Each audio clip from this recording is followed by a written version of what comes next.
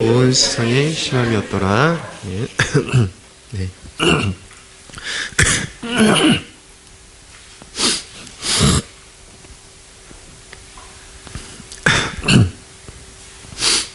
네, 창세기 말씀 이어가겠습니다.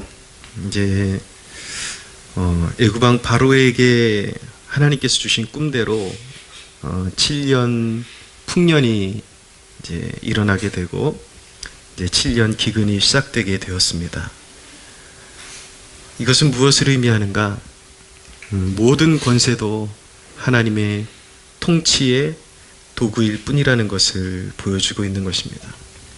그들에게 보여주신 것은 하나님의 뜻을 전달하신 것이고, 하나님이 온 땅의 통치자이시고 주권자이심을 이렇게 보여주고 있는 것입니다. 우리는 이 나라의 주권자가 하나님이심을 믿습니다. 그렇게 믿는 사람이 바로 그리스도인입니다.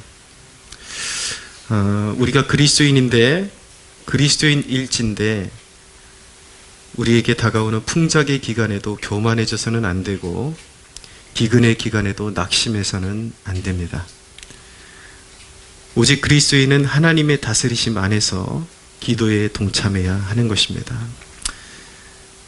오늘 본문에는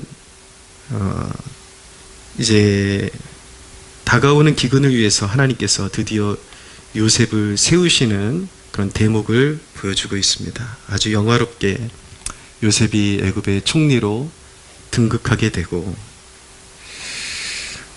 하나님께서 그에게 영화로운 이 옷을 입혀주시고 영화로운 지위를 허락해 주셨습니다. 중요한 것은 오늘 본문을 통해서 영적인 기근이 와도 소망을 놓아서는 안 되는 이유를 말씀드리려고 합니다. 말씀드린 것처럼 우리가 그리스도인일진데 세상에 환란이 오고 영적인 기근이 와도 우리가 그리스도인일진데 소망을 놓아서는 안 되는 것입니다. 그 이유를 몇 가지를 말씀드릴 텐데, 첫째는 하나님이 사람을 예비하시기 때문입니다. 요셉은 애굽왕 바로로부터 하나님의 영에 감동된 사람이라는 호칭을 들었습니다. 요셉은 애굽에 다가올 위기를 극복하게 할 사람으로 세움을 받았습니다. 겉으로 보기엔 바로가 세운 것 같지만 요셉은 하나님이 세우신 사람이었습니다. 난세에 하나님이 일으키신 사람이었습니다.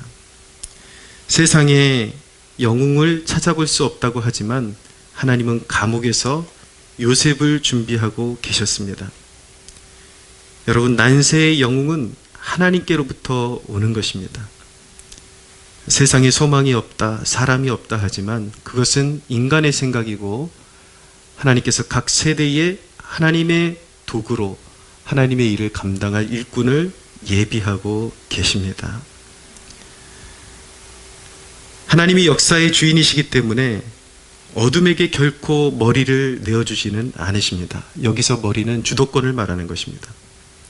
세상이 어둠에게 다 삼켜진 것 같다 할지라도 하나님께서는 영적인 주도권을 결코 어둠에게 내어주지 않으십니다.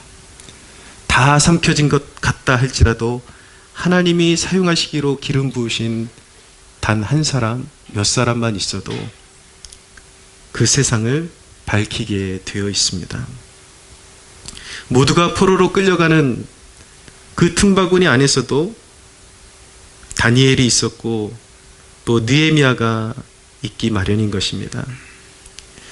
그렇기 때문에 하나님은 반드시 난세를 위해서 영적인 영웅들을 준비하고 계시기 때문에 우리는 그 믿음을 가지고 하나님께서 역사의 흐름을 놓지 않는 한 우리는 소망을 놓아서는 안 되는 것이고, 하나님이 역사를 주관하신다는 그 믿음 아래 우리는 난세의 민족과 교회를 이끌어갈 지도자를 일으켜달라고 기도해야 하는 것입니다.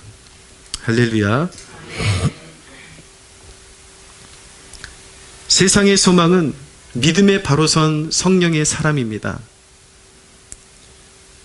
여러분, 물론 역사의 큰 줄기를 감당하는 사명을 가진 사람은 아주 작은 수에 불과합니다. 그러나 여러분, 이 세상을 밝힐 수 있는 사명자를 멀리서 찾아서는 안 되는 것입니다.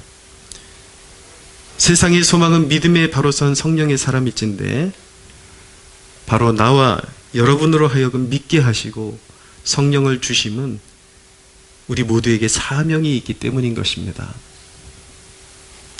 우리는 보잘것없지만 우리 안에 역사하시는 하나님이 반드시 큰 일을 이루실 것입니다. 할렐루야.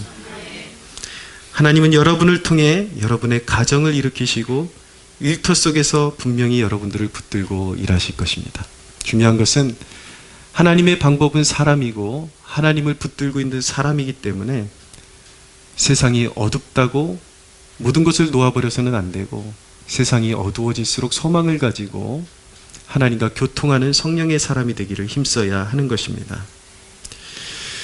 우리는 또한 하나님의 일하심에 한계를 그어서는 안 됩니다. 오늘 본문에 바로 같은 사람, 애굽의 파라오 같은 사람, 참 귀한 사람입니다. 비록 그에게 여호와를 경외하는 신앙은 없었다 할지라도 뛰어난 인재를 바라보고 하나님의 영이 머물고 있는 사람을 알아보고 국사를 맡길 수 있는 관대함이 그에게 있었죠. 여러분, 우리는 우리의 시야를 좀 더 넓게 펼쳐서 볼 필요가 있습니다. 하나님이 사용하시지 못하는 제목이 없다라는 것, 하나님은 믿음이 없는 국가의 지도자나 그런 일꾼들을 통해서도 그들의 마음을 관대하게 여셔서 하나님의 사람들을 등용하게 하시고 또 그 국가의 난제를 풀어갈 수 있는 사람들을 등용하게 하셔서 문제를 풀어가시는 분이 우리 하나님이시라는 것, 우리가 그것을 기억할 때에 우리가 기도할 때에 난세에 예비된 이러한 바로와 같은 하나님의 종들, 지금 제가 얘기하는 것은 그가 구원 역사에 들지는 못했지만 어떤 하나님의 구속사를 이어가는 세상 역사 속에 쓰임받는 하나님의 종들을 이야기하는 것입니다. 고레스와 같은 사람들, 그리고 진실로 그 내면 안에 성령이 거하는 하나님의 사람들을 일으키실 것을 믿고 우리는 그렇게 하나님 앞에 이 세대 가운데 이 어두운 세대를 비출 수 있는 하나님의 사람들을 일으켜달라고 기도할 수 있어야겠습니다. 할렐루야.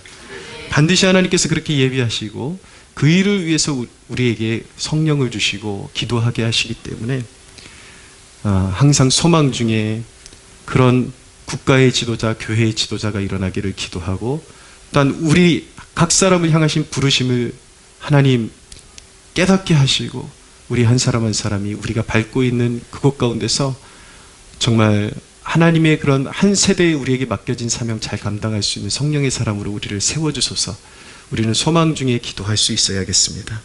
두 번째로, 기근이 와도 소망을 놓아서는 안 되는 이유는 어떤 상황 속에서도 하나님의 자녀들을 돌보시는 신실하신 하나님이시기 때문입니다.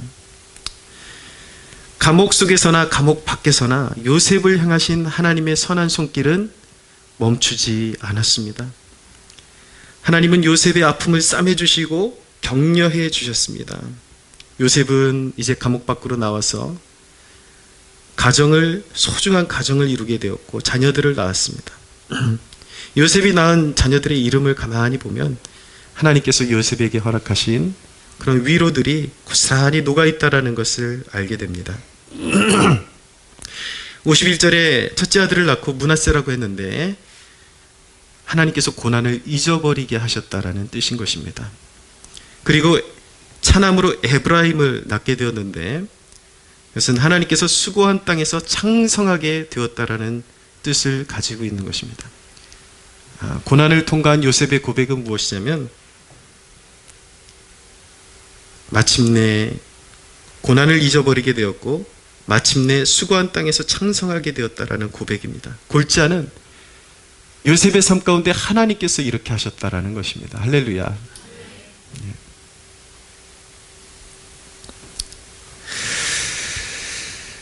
하나님은 때린 후에는 싸매주시고 쓰러뜨린 후에는 세우시는 분이십니다. 하나님은 자녀들의 구원을 위해서 고난을 주기도 하시지만 반드시 눈물을 닦아주시는 분이십니다. 할렐루야.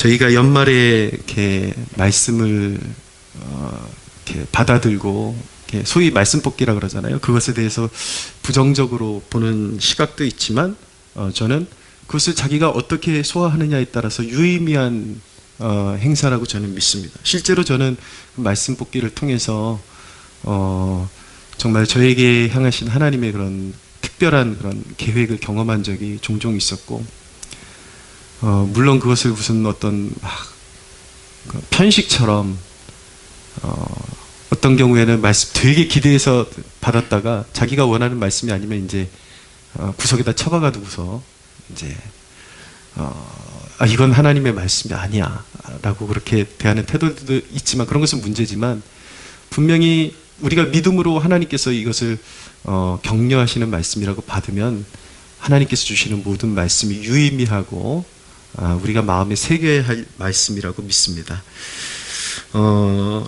이곳에 초기에 왔을 때 근데 저희 어머니가 말씀을 뽑으셨어요. 말씀을 뽑으셨는데 저희 어머니가 한평생이 아주 그냥 소위 지질이 고생만 한 목회를 감당하시고 은퇴하시고 이제 좀 마음의 위로를 받는 그날이 오는가 싶어가지고 말씀을 딱 뽑으셨는데, 그때 뽑으신 말씀이 야고보서 1장 4절이었어요. 인내를 이루라. 그러면서 이는 온전하고 구비하여 부족함이 없게 하려 함이라, 이렇게 딱 말씀하신, 정말 농담 아니고 저희 어머니가 그 말씀을 저에게 보여주시면서 울먹울먹 하시면서 언제까지 인내하라고, 언제까지 인내하라고 이런 말씀만 주시냐고 그러시는 거예요. 근데 지금 몇 년이 지났어요. 몇 년이 지나가지고 바로 지난해 말씀을 뽑았는데 어떤 말씀을 주셨냐면 시편 30편 11절에 있는 말씀을 주셨습니다. 그래서 주께서 나의 슬픔이 변하여 내게 춤이 되게 하시며 나의 베옷을 벗기고 기쁨으로 띠띠우셨나이다. 할렐루야. 네, 이 말씀을 이제 받아드시고 얼굴에 또 화색이 확 돌고 이제 좀 뭐가 씻겨지려나 하고. 근데 여러분, 정말 우리 하나님은 역경을 주신 다음에는 마침내 모든 것들을 바꾸시고 변화시키시고 회복시키시는 우리 하나님이십니다. 할렐루야. 여러분, 반드시 기근은 올 것입니다. 어떠한 이유에서든지 영적으로든 세상적으로든 기근은 올 것입니다. 그러나 우리가 이 말씀 속에서 소망을 찾는 이유는 무엇이냐면, 하나님은 주의 피로 값주고 사신 하나님의 백성들을 향하신 계획과 선하심과 이끄시는 그 인도하심을 단 한순간도 멈추지 않으신다라는 것입니다. 할렐루야. 상황에 관계없이 자녀들을 돌보시는 하나님을 신뢰하십시오. 잠시 이제 풍년이 오고 요셉에게 또 기근이 기다리고 있는데, 요셉 앞에. 그렇지만 그 모든 상황 속에서 요셉을 향하신, 그 가정을 향하신 하나님의 선하심과 인자하심은 끊임없이 멈추지 않았다라는 것을 꼭 기억하십시오. 주의 피로 값주고 사신, 성령으로 인치신 하나님의 백성들을 하나님은 끝까지 추적하시고 인도하시고 강한 손으로 이끌어 가십니다. 할렐루야. 여러분, 지금은 어떠한 이유에든 낙심할 때가 아닙니다. 어떠한 상황에 있든지 우리가 현재 몸담고 있는 이 순간은 낙심할 때가 아닙니다. 여러분, 우리가 길러내는 일꾼들이 난세를 위해 준비하시는 영웅이 될 줄 누가 알겠습니까? 여러분, 교회 규모에 함몰되어서도 안 되고, 우리가 지금 발을 딛고 있는 이 시점에서 우리가 최선을 다할 수 있는 것이 무엇인지를 생각하고 순종의 열매를 올려드려야 하는 것입니다. 부지런히 우리가 말씀으로 서로가 양육을 받고 말씀으로 무장하고 우리 자녀들을 말씀으로 길러낼 때에 여러분, 반드시 하나님께서 난세를 극복하게 하는 믿음의 영웅들을 이곳에서 일으켜 주실 줄로 믿으시기를 바랍니다. 여러분, 항상 하나님의 큰 역사들은 작은 것에서 시작되었다는 것을 기억하시기를 바랍니다. 옥중에서 하나님께서 영웅들을 빚어내십니다. 여러분, 옛 웨일즈의 스코틀랜드의 부흥의 그 거대한 영적인 각성의 그 시초가 아주 작은 시골 예배당 같은 곳에서 이반 로버츠라는 한 청년을 일으켜서 기도하게 하시고, 그 작은 예배당에서 부흥의 불길이 퍼져나가는 거죠. 여러분, 우리는 결코 작은 존재가 아닙니다. 영적으로 우리가 믿음을 가지고 기도하면 산을 넘기는 역사가 일어날 줄로 믿으시기를 바랍니다. 너희가 믿음이 있고 그 믿음을 가지고 저 산을 향해서 바다에 던져지라 하면 그렇게 될 것이다. 할렐루야. 세상이 어떻게 돌아가든지 우리가 그 믿음을 가지고 기도하면 이 나라를 어둠이 삼키지 못할 것입니다. 할렐루야.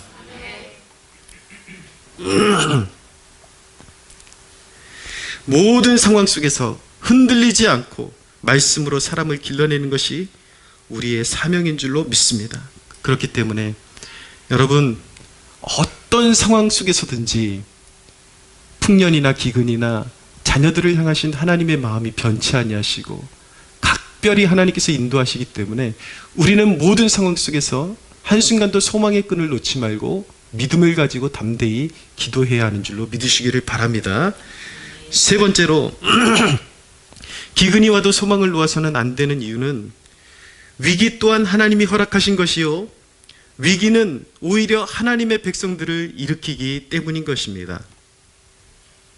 풍년도 하나님께서 주신 것이요, 흉년도 그분의 계획 안에 있는 것입니다. 풍년의 때에 기근을 준비한 요셉에게서 우리는 지혜를 배워야 합니다. 사랑하는 여러분, 지혜로운 백성들은 풍년의 때에 있다 할지라도 항상 환난의 때를 염두하고 기도하는 자세가 지혜로운 것입니다. 여러분, 지금 우리가 평안 중에 기도하고 있지만, 평안 중에 믿음을 지키고 있지만, 우리가 지혜로운 백성들이라면 우리의 삶 가운데 항상 환난이 다가올 수 있다는 것을 염두하고 신앙생활하고, 환난이 다가올 수 있다는 것을 염두하고 기도하는 자세가 필요한 것입니다. 누가복음 16장에 보면은 불의한 청지기의 비유가 나옵니다. 무슨 내용이냐면, 자기의 것이 아닌 재물을 가지고 주인에게 빚진 자들의 빚을 탕감하고 선을 베푼 어떤 종에 관한 이야기인데, 그는 그렇게 자기의 재물이 아닌 것을 가지고 선을 베풀면서 어떤 생각을 했냐면, 자기가 그렇게 베풀었을 때에 이제 나중에 시간이 지나고 나서 자기가 환난을 만나고 모든 것을 빼앗겼을 때에 자신에게 은혜를 입은 사람들이 자기를 영접할 것이라고 믿었던 것입니다. 그래서 주님은 바로 그와 같은 사람을 지혜롭다라고 평가하셨습니다. 여러분 인생의 풍년의 때에 누리는 것들은 하나님께서 빌려주신 것입니다. 그래서 그것을 별명을 붙일 때 불의한 재물이다. 내 것이 아니라 소유주가 따로 있는 것인데 내 마음대로 도용하는 것이기 때문에 불의한 재물이라고 그렇게 별명을 붙이는 것입니다. 하나님께서 하나님의 재물을, 하나님의 시간을, 하나님의 기회를, 하나님의 건강을 우리에게 풍년의 때에 빌려주신 것인데, 하나님께서 그것을 우리가 어떻게 사용하는지를 보고 계십니다. 근데 여러분, 인생이 잘 풀린다고 하나님께 봉사하는 것도 잊어버리고 기도의 자리에서 멀어지면 결국은 망하는 것입니다. 망하는 길로 가게 되는 것입니다. 여러분, 인생의 풍년이 찾아온다고 그것을 자기를 위해서 다 소진해버리면 그 잠시 누리는 것들로부터 구원을 얻는 것이 아니라 기근의 때에 마침내 버림을 받게 되는 것입니다. 지혜로운 백성은 풍년의 때에 자기에게 하나님께서 허락하신, 하나님께서 빌려주신 것들을 가지고 주를 기쁘시게 하는 일에 힘쓰는 일이 위기의 때를 이기는 길임을 잊지 마시기를 바랍니다. 할렐루야. 여러분, 어쩌면 여러분들은 지금이 항상 여러분들은 여러분들의 관점으로, 만족할 줄 모르는 인간의 관점으로 보기 때문에 내 인생은 마냥 기근이야 그렇게 평가하고 있을지 모르겠지만, 저는 목회자의 눈으로 바라볼 때 우리는 우리의 인생에서 다시 오지 않을 수도 있는 풍년의 때를 보내고 있다고 믿습니다. 오늘날 같이 이렇게 먹고 살기 좋고 신앙생활 자유롭게 할 수 있는 그런 때가 어디 있습니까, 여러분? 여러분, 이렇게 풍요의 때에, 여러분, 기근의 때를 염두에 두고 항상 하나님의 도움을 구하며 기도하는 백성이 지혜로운 백성인 것입니다. 할렐루야. 섬길 수 있을 때 우리에게 주신 건강과 시간과 물질과 모든 것을 통해서 섬길 수 있을 때, 이 부요의 때에 하나님을 향해서 기근의 때를 바라보며 심을 수 있는 사람이 복된 백성임을 믿으시기를 바랍니다. 그 지혜를 배울 수 있는 여러분들 되시기를 축원합니다.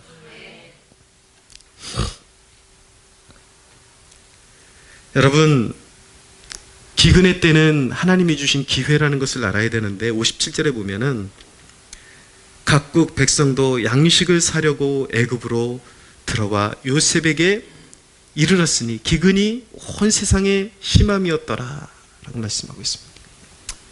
기근이 심해지니까 이제 그 기근에 애굽에게, 영적으로는 요셉에게 양식이 있다라는 것을 이제 온 세상이 듣게 되고 요셉에게로 이제 나오는 대목입니다.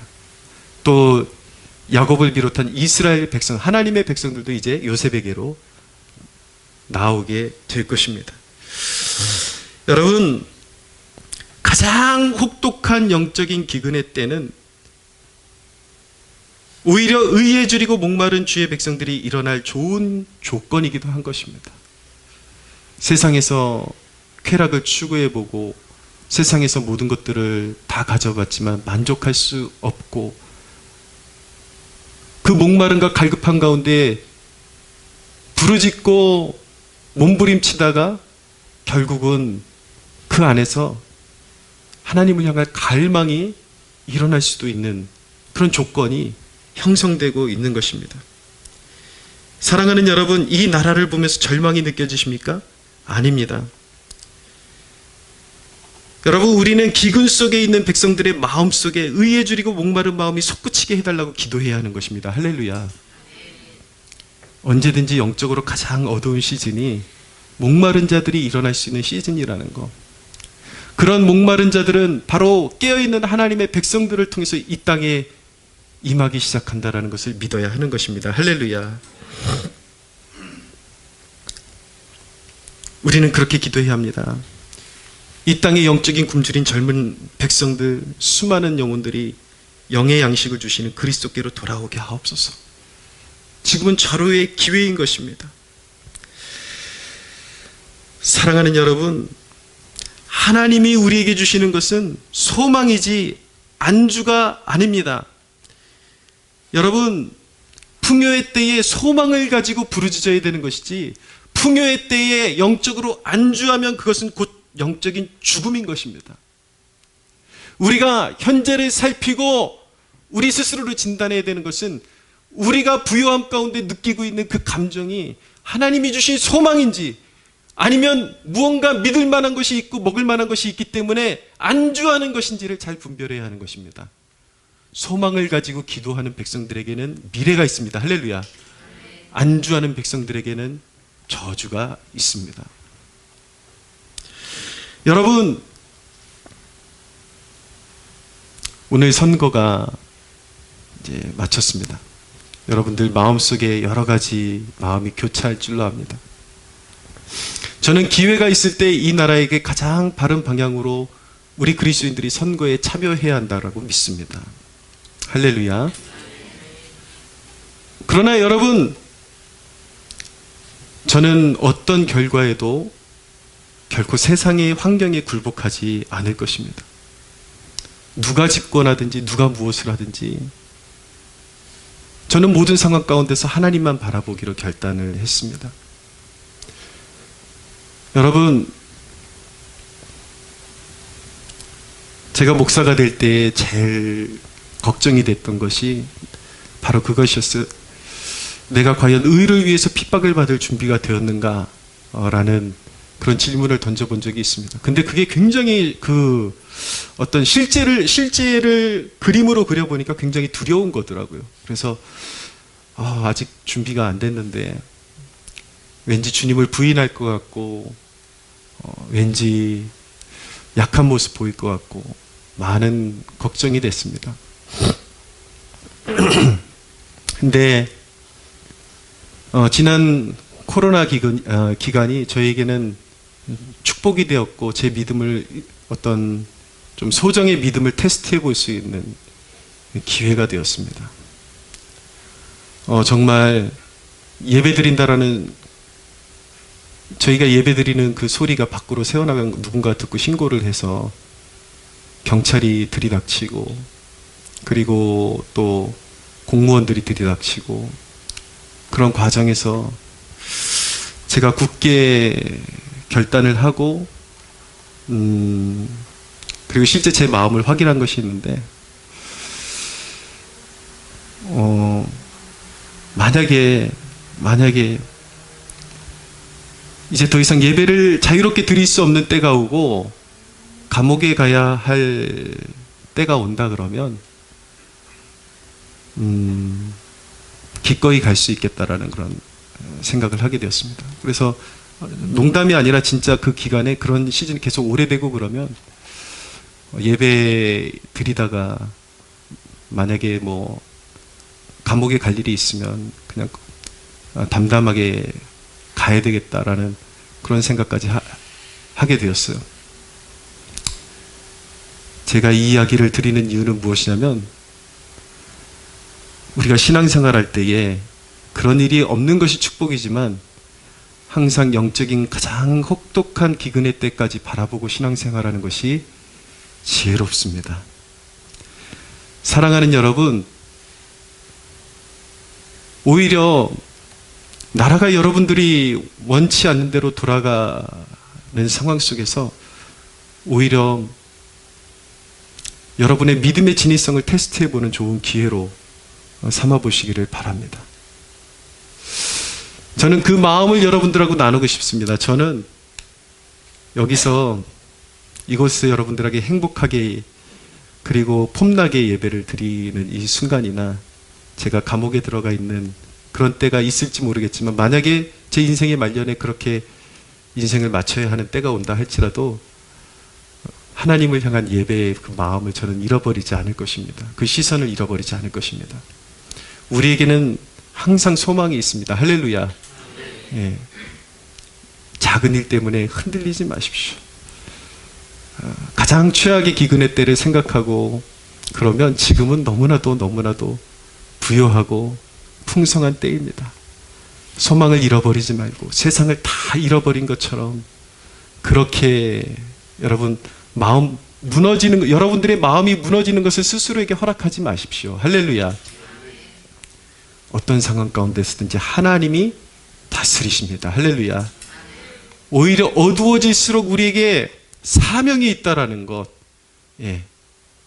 우리가 길러내는 사람들이 세상의 소망이고 난세의 영웅이 될 수 있다라는 그 믿음 가지고 역사의 전개를 하나님께서 어떻게 이루어 가실지 모르겠지만 항상 소망의 끈을 놓지 않고 우리에게 주어진 본분, 예배에 생명 걸고 사람 길러내는 데 생명 걸고 그리고 나라는 존재 우리가 말씀으로 빚어져서 하나님께서 이 시대 가운데 쓰실 일이 있기 때문에 나를 이 시대 가운데 이곳에 부르셨다라는 그 믿음 가지고 굳건한 믿음 지켜나가는 저와 여러분들 되시기를 주 예수님의 이름으로 축원합니다. 하나님께 영광의 박수를 드리겠습니다.